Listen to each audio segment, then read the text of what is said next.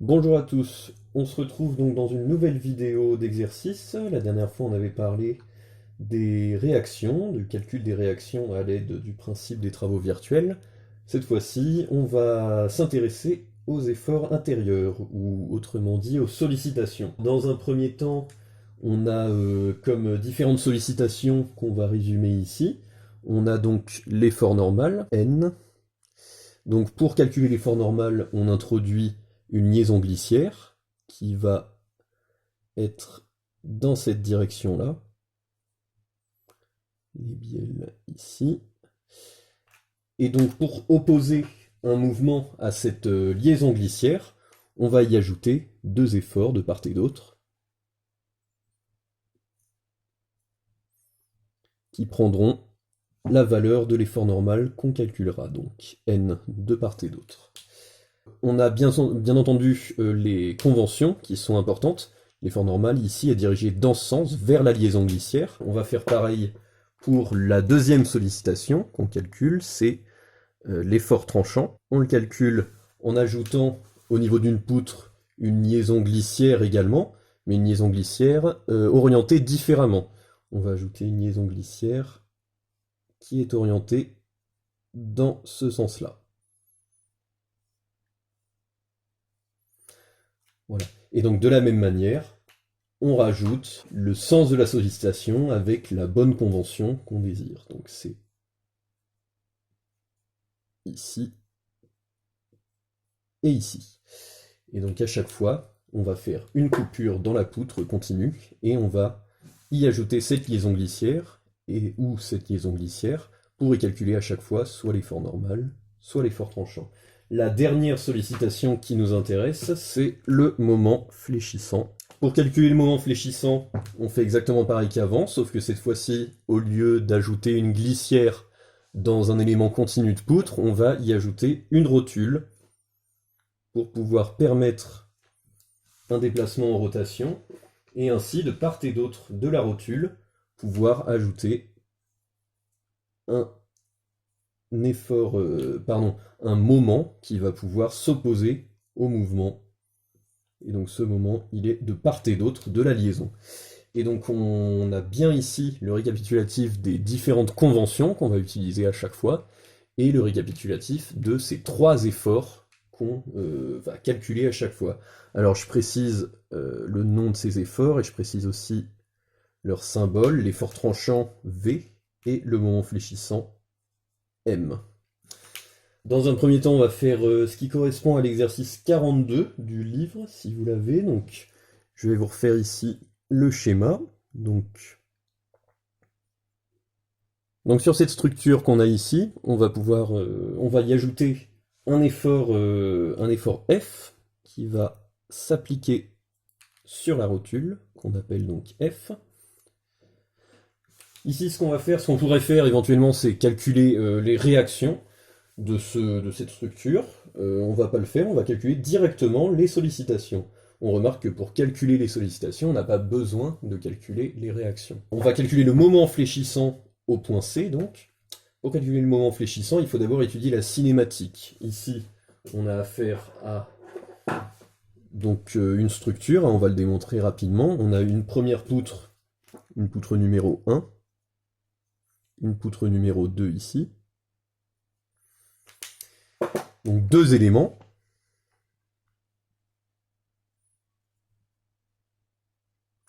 On a ensuite le nombre de liaisons, de degrés de blocage dus aux liaisons internes. Comme liaison interne, on a juste la rotule en D. Donc on a 2 degrés de blocage. Et les degrés de blocage dus aux liaisons extérieures, on a une liaison rotule ici, ce qui fait 2. Une liaison appui simple ici en C, ça fait 1. Et une liaison appui simple en B. Les seuls degrés de blocage qui sont induits par ces liaisons, c'est les translations. On ne peut pas faire de translation dans cette direction ici verticale. Donc ça fait le nombre de degrés de blocage extérieur qui est égal à 4. On calcule 3P moins I moins E comme à chaque fois, et on trouve bien 0. Alors pour s'assurer que cette structure est complètement isostatique, parce que là on peut juste se dire qu'elle est peut-être isostatique, Et donc pour s'assurer que cette structure est complètement isostatique, il faut étudier les mouvements possibles. Ici la pièce numéro 1 qui va tourner autour de ce point, à cause de cette liaison rotule. On a directement le centre de rotation absolu de la poutre numéro 1 qui est situé au point A, au point de la rotule en A. Ensuite, on a cette rotule qui nous donne le centre de rotation relatif entre 1 et 2.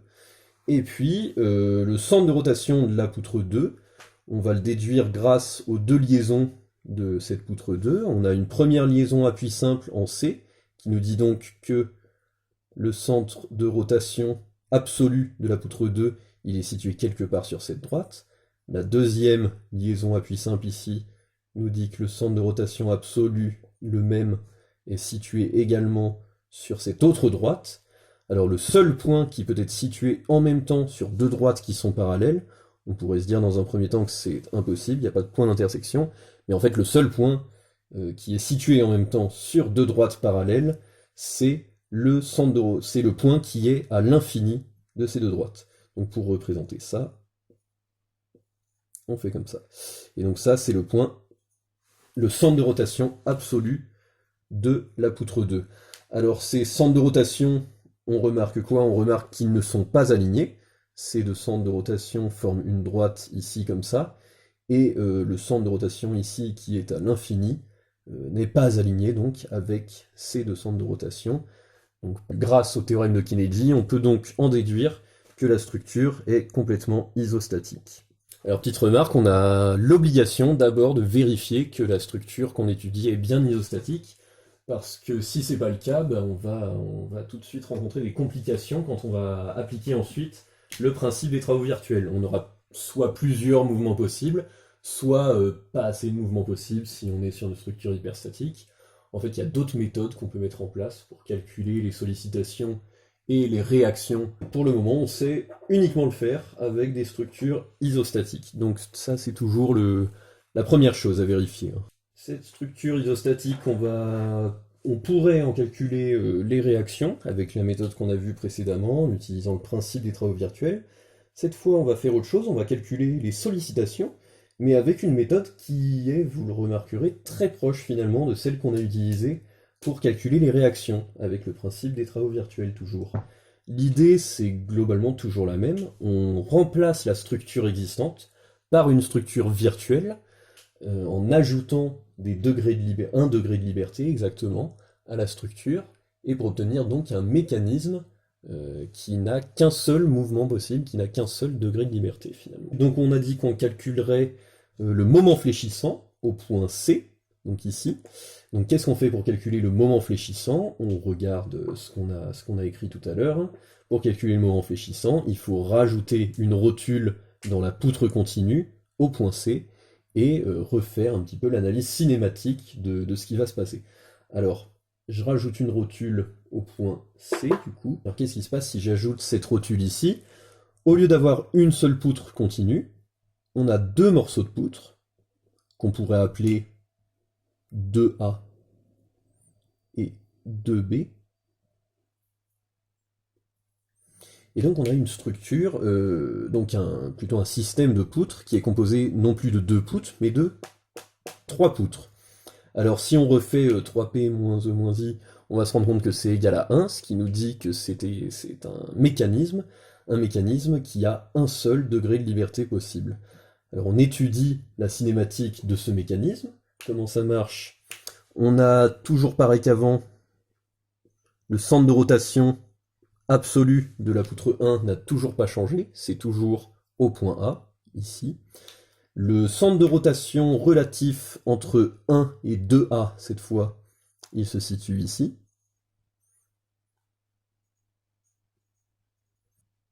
Le centre de rotation absolu de la poutre 2A, il est situé sur cette droite, puisque on a une liaison appui simple ici, qui nous dit finalement que le centre de rotation absolu de 2A doit être situé sur cette droite, puisque la poutre 2A est toujours liée par cette liaison au bâti, même si on a rajouté une rotule. Alors, pour faire en sorte qu'il y ait un mouvement, finalement, il faudrait que les centres de rotation absolus C1 le centre de rotation relatif C1 par rapport à 2A et le centre de rotation absolu C2A soient tous alignés, d'après le théorème de Kennedy. Le centre de rotation absolu 2A devrait être, en plus d'être sur cette droite, il devrait être sur cette droite, pour être aligné avec ce point et ce point. Et donc finalement, il doit se trouver, pour avoir un mouvement possible, à l'intersection de ces deux droites. Donc on sait que le centre de rotation absolu de 2A doit être situé ici. C2A est aussi le centre de rotation relatif entre 2A et 2B, puisqu'on a une rotule entre 2A et 2B. Alors quand on a un centre de rotation absolu qui est équivalent à un centre de rotation relatif, on a directement le fait que 2B ne bouge pas en fait. On peut voir un petit peu, si vous voulez, le centre de rotation absolu, C2A. On peut se dire que c'est exactement la même chose que de dire que c'est le centre de rotation relatif entre 2A et 0. 0 qui serait le bâti, qui serait la Terre, qui serait quelque chose qui ne bouge pas. Le bâti qu'on voit ici, ici, ici. Et finalement, n'importe quel centre de rotation absolu pourrait s'écrire comme un centre de rotation relatif par rapport au bâti. Et donc quand on a un centre de rotation absolu qui est égal à un centre de rotation relatif, ici c'est 2A par rapport à 2B, on en déduit directement que 2B et 0 sont en fait la même chose. 2B ne bouge pas finalement. On récapitule le mouvement possible de cette structure virtuelle qu'on a réalisée en ajoutant une rotule au point C. Cette structure virtuelle va faire du mouvement pour la poutre 1, la poutre 2A, et la poutre 2B restera complètement immobile. On trace, comme d'habitude, sur un axe les mouvements des différents éléments de cette nouvelle structure virtuelle. Donc, ici, on trace d'abord, comme d'habitude, les points qui ne vont pas bouger par rapport à cet axe. Ici, les points qui n'auront aucun déplacement vertical. Donc on a directement ce point C, ici. Donc on va l'appeler C2A'. On a cette poutre, on sait qu'elle ne bouge pas, donc on la dessine directement.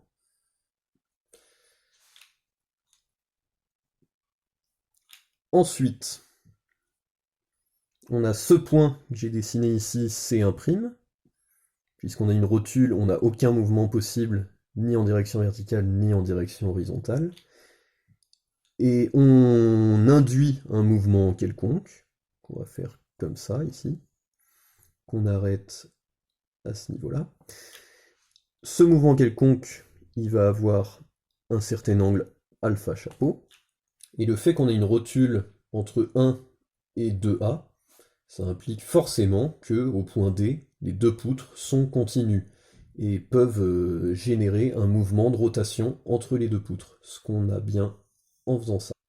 Et donc ici, on a un angle qu'on va appeler θ chapeau.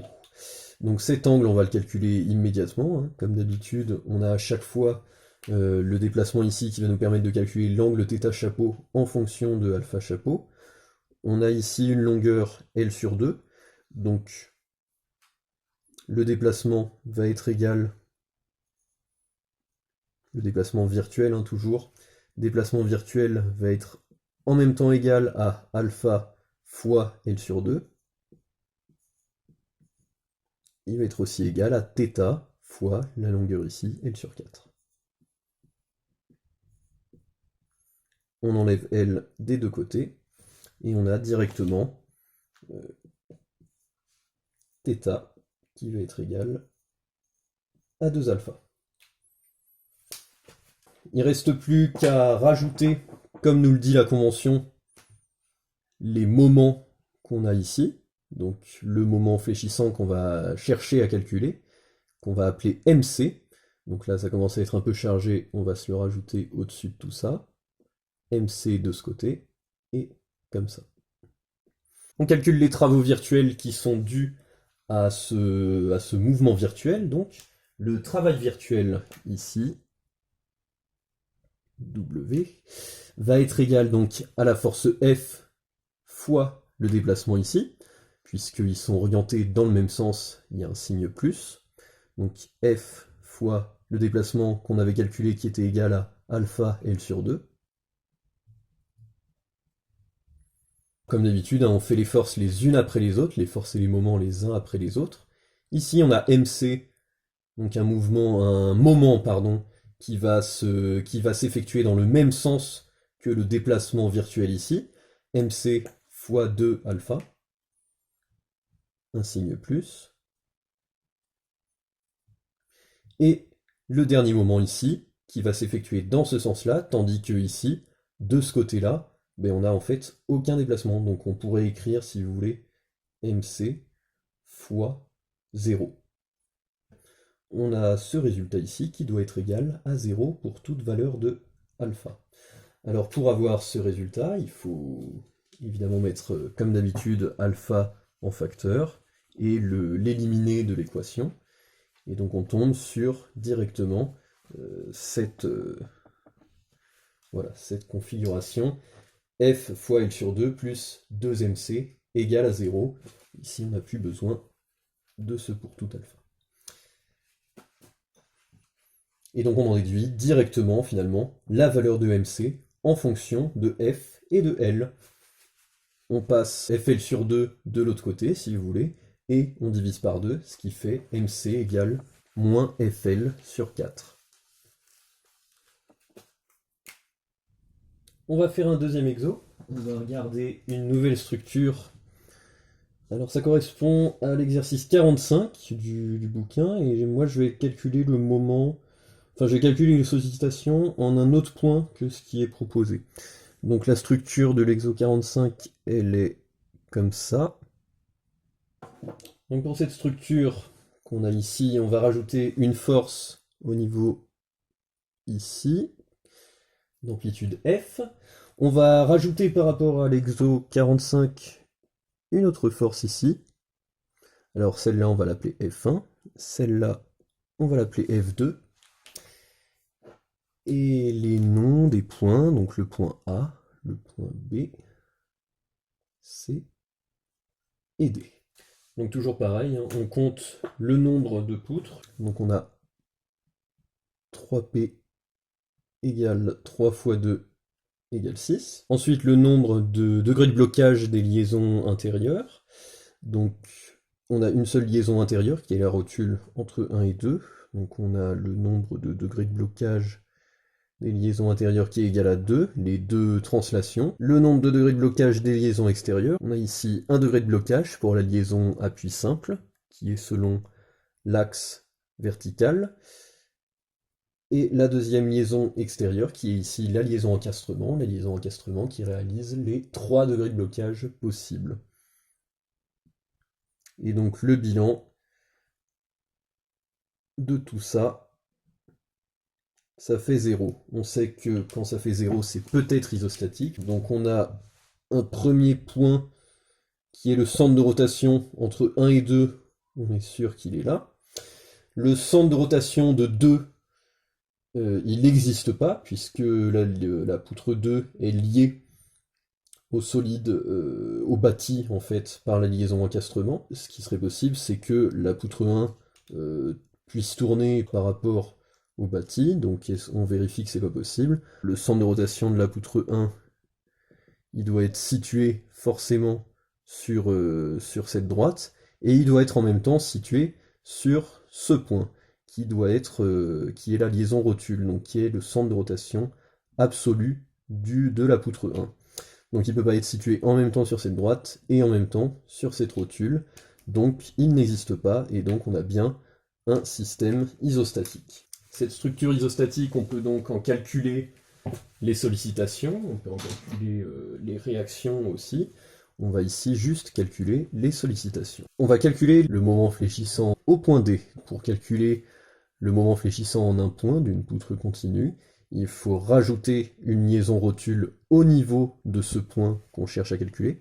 Donc je remplace ici notre point D qui était avant un point continu de la poutre par une liaison rotule qui va donc laisser passer des mouvements de rotation, et qui va permettre à tout ce système, à cette structure qui était isostatique, de devenir un mécanisme. La poutre 1 devient la double poutre en quelque sorte, 1A et 1B, et donc on fait pareil qu'avant, on étudie les mouvements possibles de ce nouveau mécanisme, de ce mécanisme virtuel. Donc la poutre pardon, 1B doit tourner autour de cette liaison rotule par rapport au bâti, puisque finalement la poutre 2 est complètement liée au bâti par l'intermédiaire de cette liaison encastrement. Donc on peut considérer que la poutre 2 ferait partie du bâti. Et donc ce point ici, qui est le centre de rotation de 1B par rapport à 2, devient un centre de rotation absolu, le centre de rotation de 1B. Ici, on a le centre de rotation de 1A par rapport à 1B. C'est un centre de rotation relatif.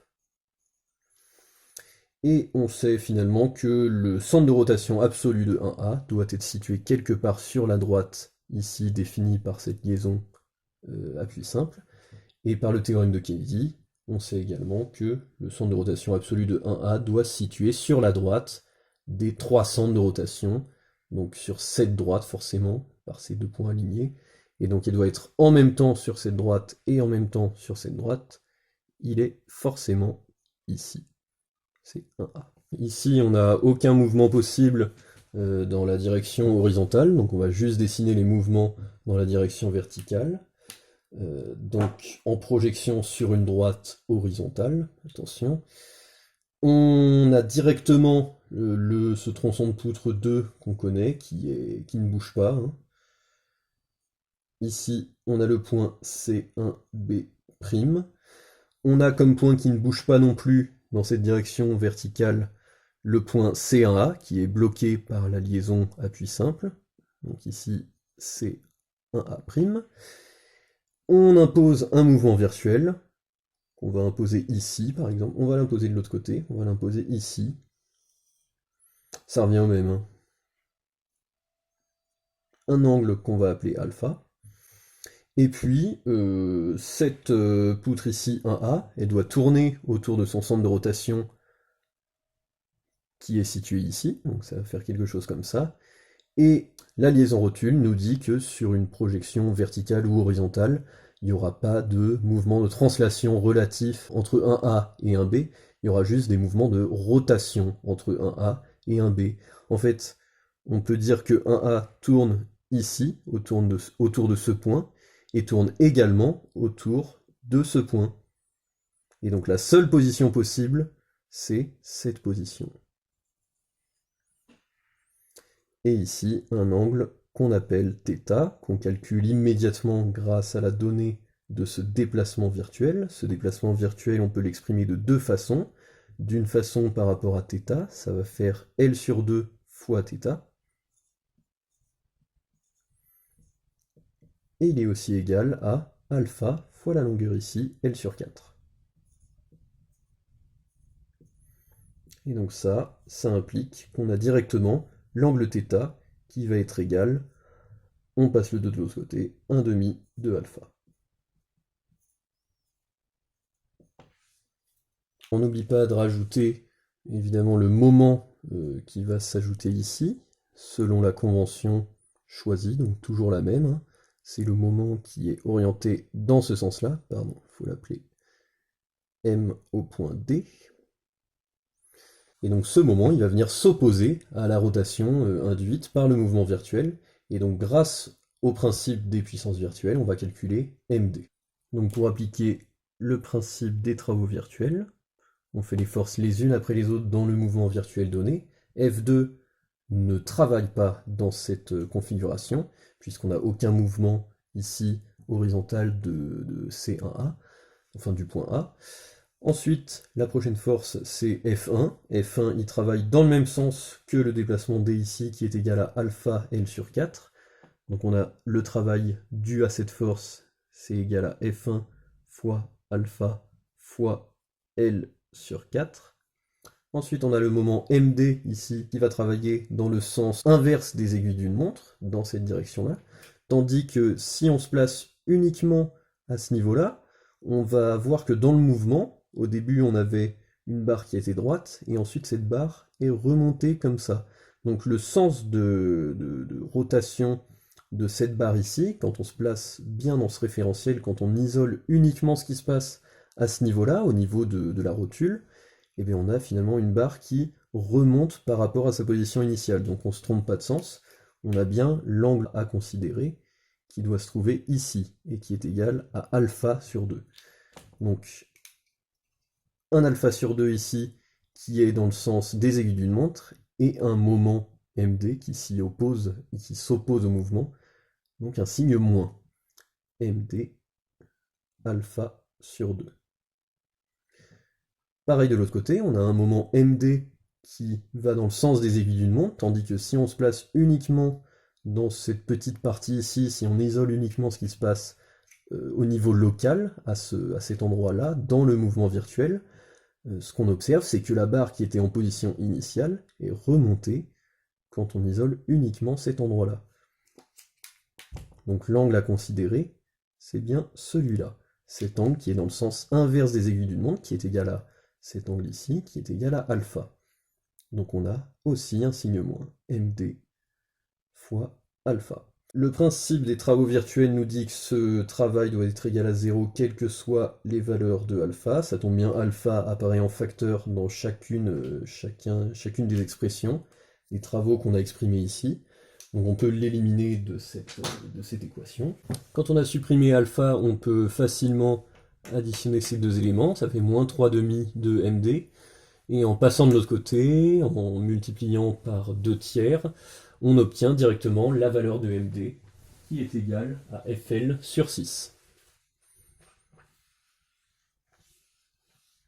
Petite remarque, si vous bougez la position de F1, la valeur de MD ne va plus être la même. Donc la valeur du moment fléchissant en un point donné, elle va dépendre non seulement de la position du point que vous choisissez, mais également de la position des forces que vous posez sur votre structure. C'est pas toujours le même résultat. Vous pouvez vous en convaincre si vous faites l'application vous-même en changeant la position de F1, en la mettant ici, et en recalculant le moment fléchissant en MD, vous allez avoir un mécanisme qui va être différent. Et pareil, si vous calculez le moment fléchissant en un autre point de la poutre, vous allez, par exemple, si vous vous mettez ici et que vous calculez le moment fléchissant, vous allez avoir une autre forme de mécanisme que celle qu'on a eue juste avant, et vous n'allez pas avoir le même travail à calculer en fonction des différents efforts. Ça, vous pouvez le faire vous-même si vous voulez. Maintenant, ce qu'on va faire, c'est qu'on va calculer un effort tranchant, cette fois, qu'on va calculer un point ici au milieu, qu'on va appeler le point E. Et donc ici, de part et d'autre, on aura L sur 4 et L sur 4. Donc pour calculer un effort tranchant, comme on le voit sur notre petite indication sur la gauche, on rajoute une liaison glissière, et pour compenser les mouvements laissés possibles par la liaison glissière, on y ajoute des efforts de part et d'autre de la liaison. Ces efforts, qu'on va appeler V, nous donneront, avec le calcul des puissances virtuelles, la valeur exacte de l'effort tranchant V en ce point-là. Donc je remplace au point E, et je rajoute, pour empêcher tous les mouvements possibles, un effort ici et un effort là, qui sont tous deux égaux à V. Ces deux parties de poutre qu'on va appeler toujours 2A et 2B, on va étudier leur mouvement dans ce nouveau système mécanique. Donc ici, on a toujours le centre de rotation de 2B par rapport à 0, le centre de rotation absolu de 2B, puisque de la même façon qu'avant, on est toujours sur une rotule entre 2 et 2B, or 2 est complètement lié au bâti par la liaison encastrement. Ensuite, ce qu'on a, c'est le centre de rotation relatif entre 2A et 2B, qui, grâce à cette liaison glissière entre 2A et 2B, est situé à l'infini dans cette direction. Donc, et la dernière chose, c'est le centre de rotation absolu de 2A, qui est toujours pareil, situé sur la droite ici, à cause de cette liaison appui simple. Et donc d'après le théorème de Kennedy, pour qu'il puisse y avoir un mouvement possible, il faut donc trouver les 3 points alignés, selon le théorème de Kennedy. Donc C2B, C de A et de B et C de A qui vont être alignés. Donc C de B, C de A par rapport à B sont déjà alignés sur une même droite, qui est la droite horizontale, et donc forcément C de A, le centre de rotation absolu de 2A, doit être situé en ce point-là. On dessine le mouvement virtuel dû à ce nouveau mécanisme qu'on a introduit. Pour dessiner ce mouvement virtuel, on trace un axe toujours pareil. On regarde quel point ne bouge pas. Donc C de A ici, C de A' va rester fixe. On a le point ici, et en fait, tout ce tronçon point comme avant, qui va rester fixe, C de B'. Et on va introduire, pareil qu'avant, un mouvement virtuel. Donc on va l'introduire ici. On s'arrête au niveau de la liaison. Ici, un angle alpha. Pour dessiner la fin, il faut regarder quelle liaison on a entre 2A et 2B. Ici, on a une liaison glissière. La liaison glissière, contrairement à la liaison rotule, elle n'induit pas que tout le truc soit continu. Tout ce qu'elle induit, c'est que 2A et 2B restent parallèles finalement. Puisqu'une liaison glissière, c'est un mouvement de translation. Donc si au début vous avez deux poutres qui sont parallèles, l'une par rapport à l'autre, et bien quand vous allez les voir se translater l'une par rapport à l'autre, elles vont rester toujours parallèles, quel que soit le mouvement. Et elles vont jamais pouvoir rotuler, puisque toutes les rotations sont interdites, donc elles vont rester parallèles. Ça, c'est la chose qu'on sait grâce à cette liaison glissière. De plus, on sait que le tronçon de poutre 2A doit tourner autour du centre, ici, de C2A', et donc ce petit tronçon de poutre 2A doit être situé quelque part autour de C2A', et en plus, il doit être parallèle au tronçon C2B. Et donc la seule position possible, c'est finalement cette position qui est en même temps tournée donc autour de C2A' et parallèle à ce tronçon ici. Donc on va la dessiner. Donc là, il faut faire un petit peu de géométrie. On a deux droites parallèles, une droite qui coupe ces deux droites parallèles, et donc on a le théorème de l'angle alterne-interne, cet angle-là, c'est égal à cet angle-là. Donc pour le mouvement induit comme ça, on va avoir cette barre qui va remonter ici, et donc dans cette direction, alpha. Alors ça nous donne du coup un déplacement ici qui va être différent de ce déplacement ici, forcément. On a un déplacement qui va vers le haut ici, un premier déplacement qu'on va appeler D1, qui va être égal à alpha fois la longueur ici, fois L sur 4. Et un autre déplacement de l'autre côté ici, D2, déplacement virtuel hein, toujours, qui va être égal à alpha fois la longueur ici. Cette longueur, c'est L sur 4 plus S sur 4, c'est L sur 2. On peut enfin appliquer le principe des travaux virtuels. Donc on regarde le travail pour chacune des forces. Hein. F2, c'est toujours la même chose. Hein. Ne travaille pas puisqu'on n'a aucun déplacement horizontal dans cette configuration. On a juste une rotation ici autour de ce point-là. Et donc on n'a pas de raison d'avoir de déplacement ici. Ensuite, on a la force V de ce côté qui s'oppose au déplacement ici D1. V est vers le bas, D1 est vers le haut. Donc on a V alors moins V fois alpha L sur 4. Ensuite, on a V ici qui s'oppose au déplacement D2. Donc toujours le signe moins. V est vers le haut, D2 est vers le bas. Moins V, donc D2 alpha L sur 2. Et le dernier effort qui nous intéresse, c'est ici F1, qui va dans le sens du déplacement ici, qui est égal à alpha fois la longueur ici, L sur 4. Les deux sont dans le même sens, donc F1 est vers le bas, le déplacement est vers le bas, on a donc un signe plus.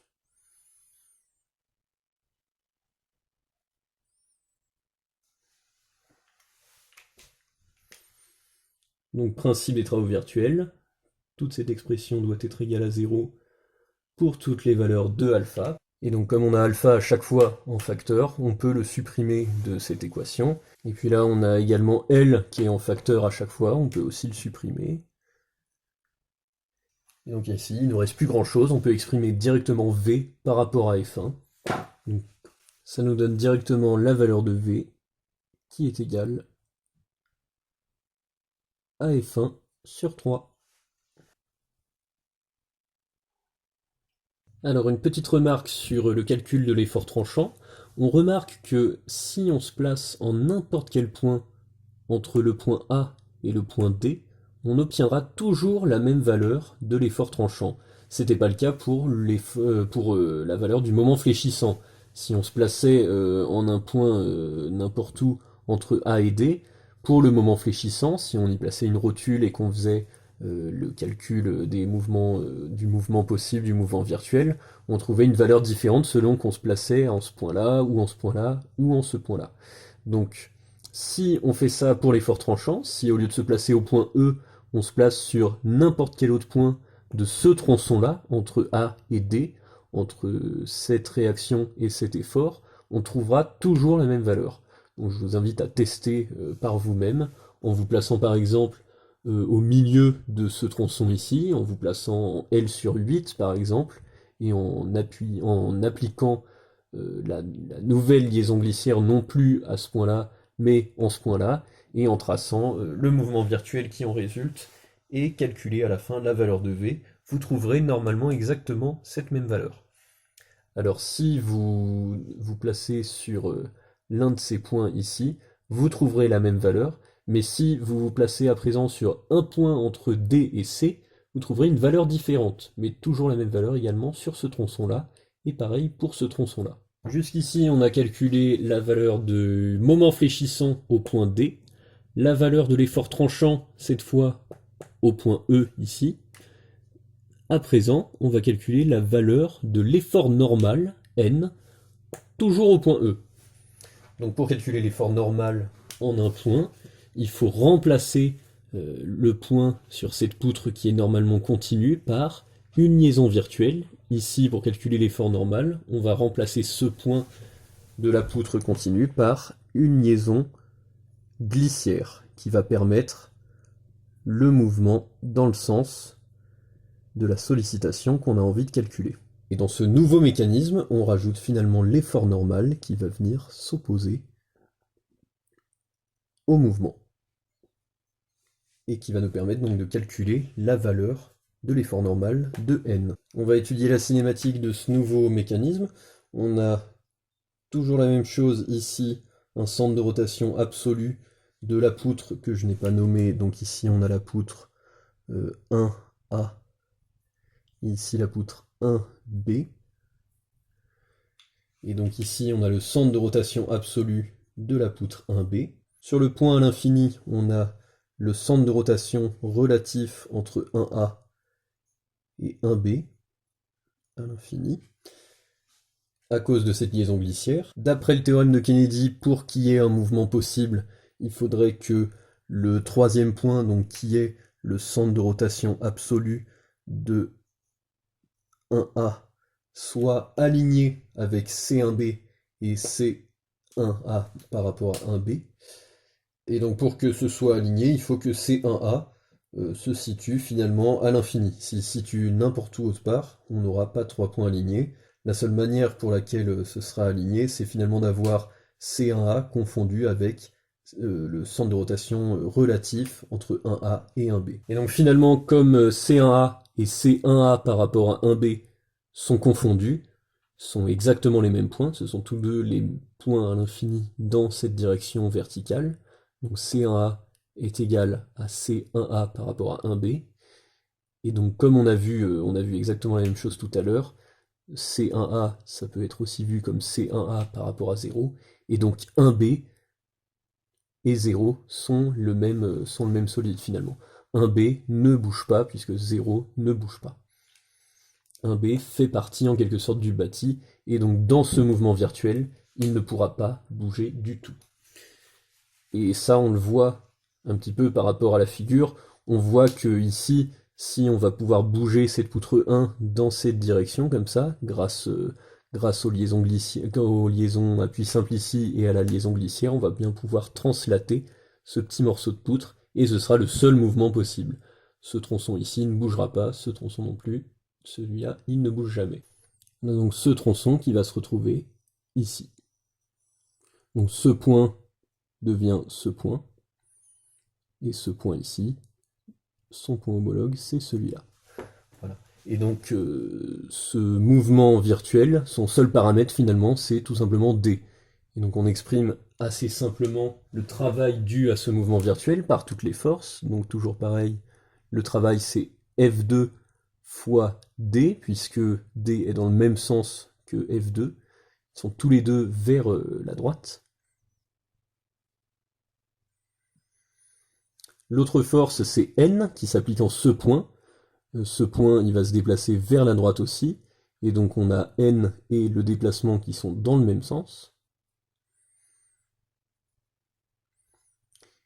Et puis les deux autres forces, donc N et F1. Donc N ici, on n'a aucun déplacement de ce tronçon de poutre ici.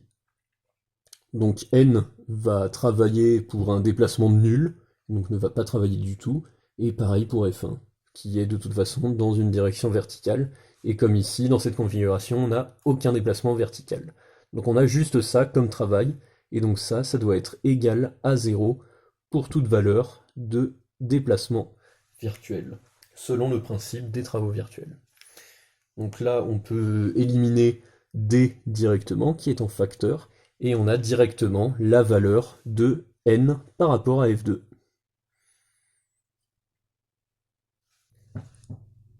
Ici, plusieurs remarques à faire sur cet effort normal, qui est négatif, qui est égal à moins F2. Cet effort normal qui est négatif, on dit que c'est une compression. Si on avait trouvé un effort normal positif, on aurait dit qu'on aurait une sollicitation en traction. Donc négatif, compression, et positif, traction. Donc la compression, ça veut dire que, comme expliqué dans le cours, finalement, quand on regarde la poutre sous forme de petites tranches, si vous voulez, chacune de ces petites tranches va tendre à s'écraser sur elle-même, et chacune de ses voisines également. Donc ça va être la compression. On voit que si on appuie ici avec la force F2 sur tout le système de poutres, effectivement, on va voir l'ensemble se comprimer en quelque sorte. Alors que si on mettait un effort F2 dans l'autre sens, si on tirait ici, au lieu d'appuyer, si on tirait, l'ensemble des poutres s'allongerait en quelque sorte un petit peu. Chacune des tranches qui constitueraient ces poutres serait en traction, et donc on aurait un effort normal, on trouverait une valeur positive pour l'effort normal. Et de la même façon que l'effort tranchant, qu'on a calculé juste avant, si on se met en n'importe quel point de ce tronçon de poutre, on va avoir toujours la même valeur de n, la même valeur de l'effort normal. On va toujours avoir n égale moins f sur 2, si on se place en n'importe quel point de ce tronçon de poutre.